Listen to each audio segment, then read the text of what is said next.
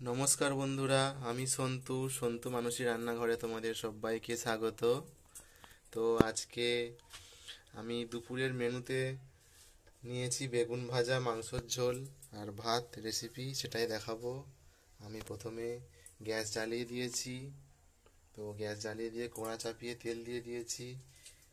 এদিকে বেগুন ভাজার জন্যে বেগুন কেটে নুন হলুদ মাখিয়ে রেডি করে দিয়েছি। তো বেগুনটা ভাজবো এবার।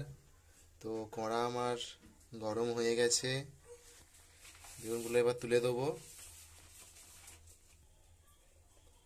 তো দেখো বন্ধুরা, আমি এবার বেগুনটা দিয়ে দিলাম বেগুনটা ভাজার জন্যে।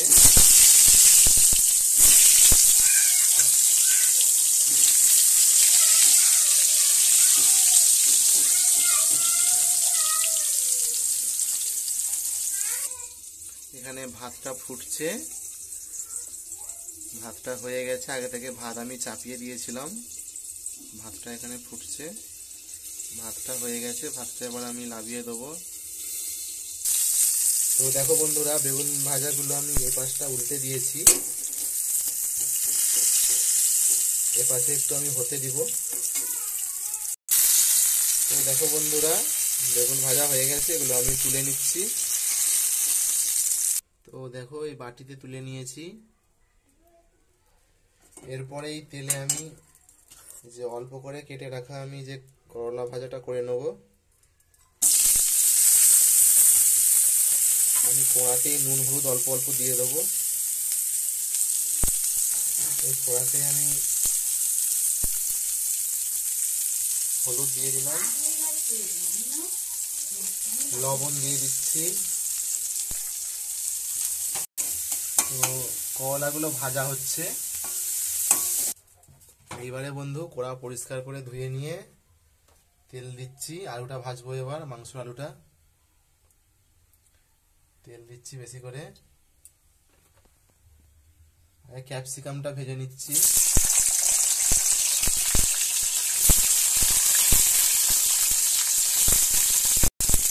আলুটাও দিয়ে দিচ্ছি এতে।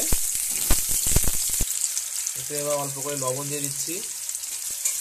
এবার ক্যাপসিকামগুলো ভাজা হয়ে গেছে বলে আমি সাইড থেকে তুলে নিচ্ছি ক্যাপসিকামগুলো বেছে বেছে। দেখো বন্ধুরা, আলুগুলো ভাজা হয়ে গেছে, লালচে লালচে হয়ে গেছে। এবার তুলে নিচ্ছি এগুলো, আলুগুলোকে।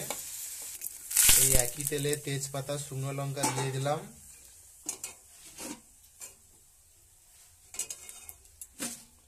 এবার এর মধ্যে রসুন কুচিটা দিয়ে দেবো। এলাচ, দারচিনি, লবঙ্গ, তেজপাতা দিয়ে দিলাম।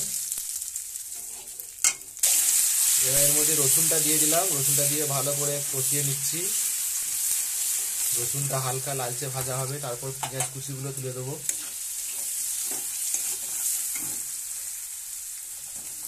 পেঁয়াজ কুচিগুলো দিয়ে দিচ্ছি।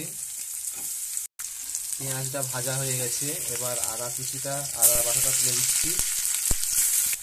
আদাটা সব মশলার সঙ্গে মিশিয়ে নিয়ে ভেজে নিয়েছি।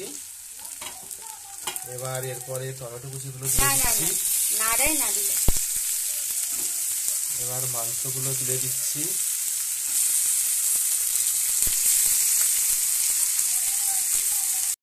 মাংসগুলো দিয়ে ভালো করে কষিয়ে নিচ্ছি। এবার স্বাদ মতো লবণ দিয়ে দিচ্ছি। একটু লঙ্কার গুঁড়ো দিয়ে দিলাম, একটু কাশ্মীরি লঙ্কাও দিয়ে দিয়েছি এতে।